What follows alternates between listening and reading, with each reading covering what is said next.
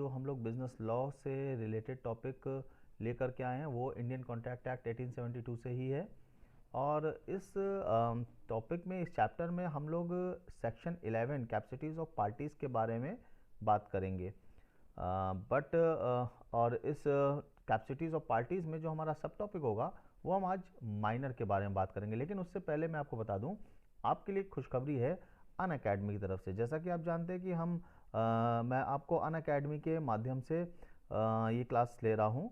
तो अनअकैडमी ने CA foundation batch के स्टूडेंट्स के लिए जो जनवरी में ऑप्ट आउट एग्ज़ाम दे रहे हैं या जो मई 21 एग्ज़ाम दे रहे हैं, उनके लिए एक बहुत ही अच्छी अपॉर्चुनिटी जो है निकाली है, that is trinity test series.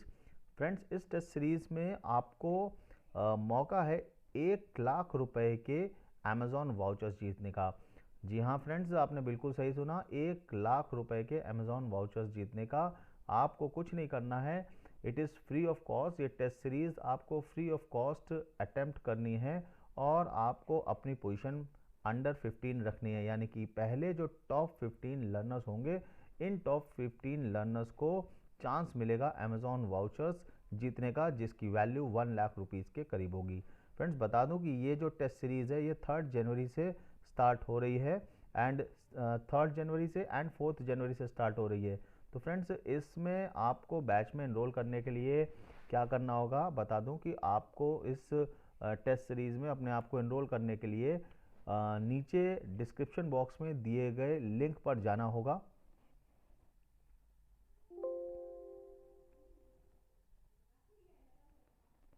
और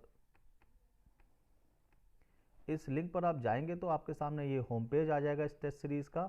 इस होम पेज पे आप को एनरोल का एक बटन मिलेगा। आप इस एनरोल के बटन को क्लिक कर दीजिएगा, then you will be easily enrolled for this batch.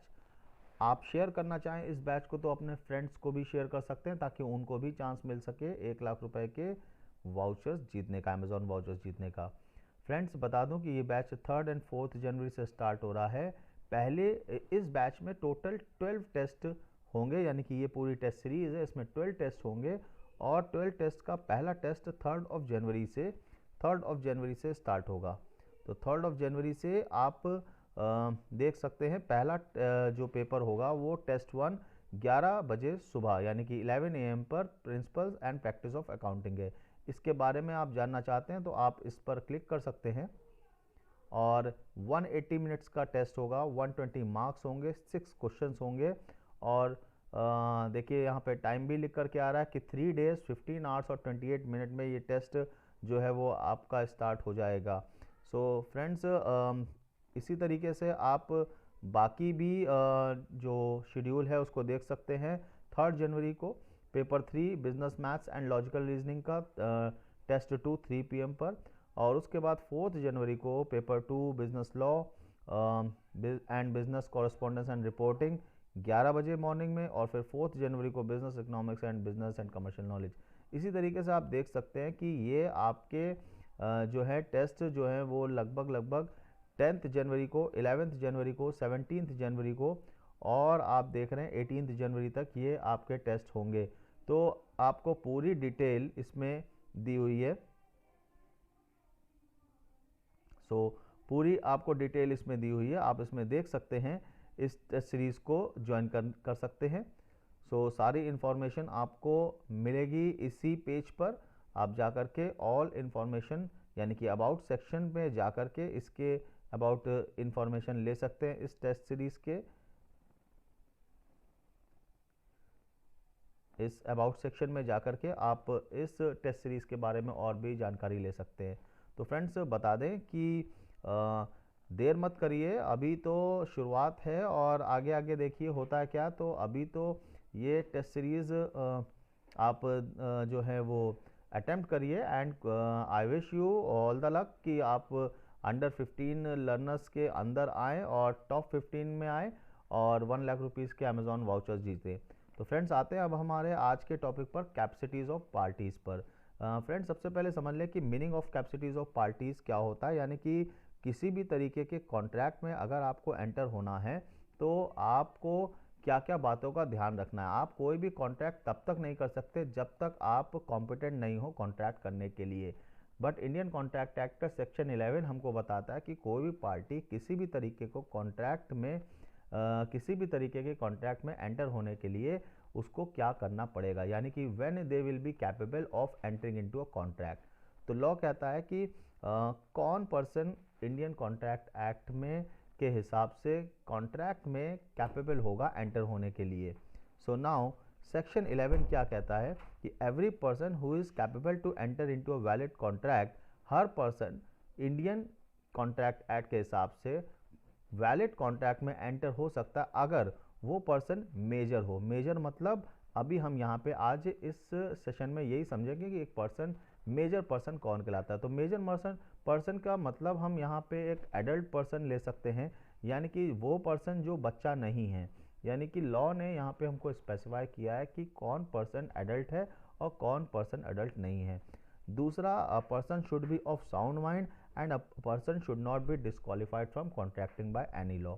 तो फ्रेंड्स, साउंड माइंड और डिस्क्वालिफाइड पर्सन के बारे में हम आपसे दूसरे क्लास में चर्चा करेंगे, लेकिन अभी हम बात करने जा रहे हैं मेजॉरिटी की।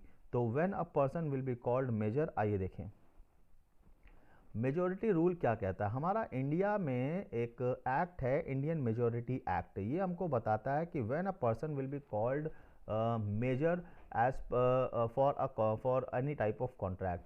तो इंडियन मेजॉरिटी एक्ट क्या कहता है कि every person domiciled in India, हर वो पर्सन जो इंडिया में पैदा हुआ है, जो इंडिया में डोमिसाइल्ड है, he attains majority at the age of completion of 18 years. यानी कि आप मेजर पर्सन कब कहलाएंगे? 18 साल की उम्र में, जब आप 18 साल के हो जाएंगे। फ्रेंड्स, मेजर का मतलब यहाँ पे मेजर और माइनर पर्सन को क्यों यहाँ पे डिफ्रेंशिएट किया लॉ ने, क्योंकि लॉ का ये मानना है कि हम किसी बच्चे के ऊपर लीगल ऑब्लिगेशन नहीं अराइज कर सकते। तो अगर हम कोई भी पर्सन के साथ कॉन्ट्रैक्ट करते हैं तो उस कॉन्ट्रैक्ट के तहत उसके ऊपर लीगल ऑब्लिगेशन आ जाती है। लीगल ऑब्लिगेशन का मतलब कि अगर आपने अपने प्रॉमिस से आप पीछे हटे तो लॉ आपके अगेंस्ट एक्शन लेगा, और लॉ कभी भी बच्चे को इन्फोर्स नहीं कर सकता किसी भी तरीके के एक्शन के लिए, ना ही उसे पनिशमेंट दे सकता है अनटिल अनलेस कोई मेजर ऑफेंस ना हो। तो a person who has not attend the age of majority is called minor as per Indian majority act. लेकिन फ्रेंड्स, अलग अलग एक्ट्स ने इसके बारे में अलग अलग जो हैं अपने अपने व्यूज़ रखे हैं। इंडियन मेजॉरिटी एक्ट ने ओवरऑल बेसिस पर 18 ईयर्स एज ऑफ मेजॉरिटी रखी है, बट कुछ एक्ट्स ने इसको ओवरकम किया है। लाइक इंडियन गार्जियनशिप एक्ट क्या कहता है कि अगर कोई पर्सन जो कि अंडर द गार्जियनशिप है, यानी कि जिसके कि रियल पेरेंट्स नहीं हैं और रियल पेरेंट ना होने पर उसके गार्जियन उसकी देखभाल कर रहे हैं, तो ऐसे केस में that person attains the majority at the age of 21 years. मतलब 18 साल की उम्र का हो जाने के बाद भी वो पर्सन 21 ईयर्स तक माइनर ही कहलाएगा, जब तक वो 21 ईयर का नहीं हो जाता। लेकिन इंडियन मैरिज एक्ट, अब इंडियन मैरिज एक्ट की बात करें तो इसने मेजॉरिटी की डेफिनेशन अलग दी है फॉर मेल और female. Indian marriage act male person को मेजॉरिटी प्रोवाइड करता है 21 ईयर्स में, यानी Indian marriage act, marriage is also an agreement. तो अगर आप मैरिज करते हैं तो ऐसे केस में आपकी उम्र, अगर आप मेल हो तो कम से कम 21 ईयर्स होनी चाहिए, और अगर आप फीमेल हो तो कम से कम आपकी उम्र 18 साल होनी चाहिए। तो आप देख सकते हैं कि मेजॉरिटी की जहाँ तक बात करें तो इंडियन मेजॉरिटी एक्ट 18 ईयर्स जो है वो मेजॉरिटी के बारे में बताता है। हाउएवर डिफरेंट जो एक्ट है लाइक इंडियन गार्जियनशिप एक्ट और इंडियन गार्जियनशिप एक्ट और इंडियन मैरिज एक्ट जो है अलग अलग मेजॉरिटी के बारे में बताता है। A person who does not attain the above mention qualification is known as minor, यानी कि जो भी इसके ऊपर दी गई क्वालिफिकेशन को अटेन नहीं करता, यानी एज पर मेजॉरिटी एक्ट या फिर गार्जियनशिप एक्ट या फिर मैरिज एक्ट या फिर किसी अदर एक्ट के द्वारा अगर वो पर्सन मेजॉरिटी नहीं अटेन करता तो वो पर्सन कॉन्ट्रैक्ट करने के लिए कैपेबल नहीं है। तो फ्रेंड्स, ये मैंने आपको बताया कि when a person will be called capable of entering into a contract, when that person is measured, when that person is of sound mind, and when he is not disqualified from contracting. So majority rule भी आपको पता है कि when a person will be called a major. now disqualified person के लिए और unsound mind person के लिए आप मेरी दूसरी YouTube क्लासेस को फॉलो कर सकते हैं. तब तक के लिए गुड बाय, थैंक यू.